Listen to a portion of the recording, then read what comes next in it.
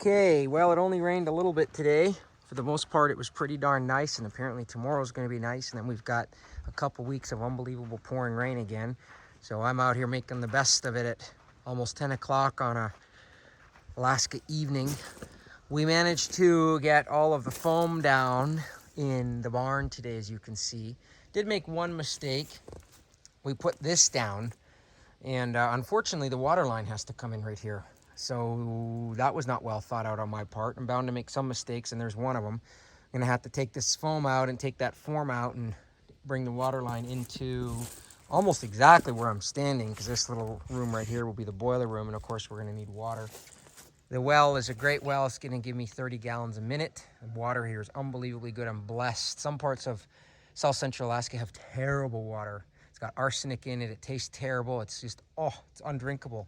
But I'm blessed with some of the coldest, clearest, most beautiful water. People are always filling up jugs at my house and asking me for more because it's just great. So really happy with the water quality and quantity there. And tomorrow we're gonna start laying radiant floor heating in a couple different sections here. This section where I'm standing, this room right here, which you can see is set off by these posts, is going to be a fodder room. At the back there, that's going to be firewood storage right there at the very back of the room, because I'm going to put a wood stove in here. And then from about, hang on, I'll walk here for just a second, from about where I'm standing to the end there is all going to be growing fodder and storage of veterinary supplies, that sort of thing. So I'm hoping to get all 8 units going this fall, because of course hay is going to be an issue again.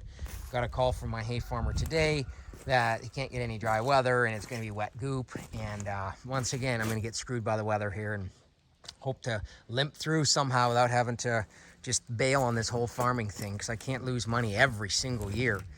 And then the radiant floor heating is going to come out to this area here. The main area here is going to be about 38 by 100. This is where the main cows are going to be. You can see the sonotube sticking up there. We are going to be doing a line feeder right in the barn so that we can come from the fodder room, feed cows right here in the barn without a trough that's full of ice and snow and all the rest of it.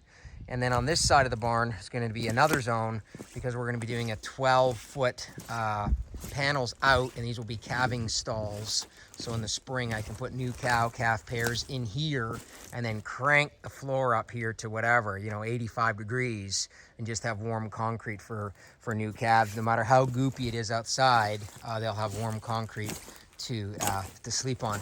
I don't intend to keep the heat on in here all the time, of course. That would be ridiculously expensive. It's going to be ridiculously expensive anyways, but trying to limit that cost. What the idea is here is I'll put glycol in the system, and then once a week, once every 2 weeks, whatever's appropriate, I will thaw the floor and scrape out all the cow shit and put it outside, because when it's frozen, even my skid steer won't touch it. It just bounces right off of it.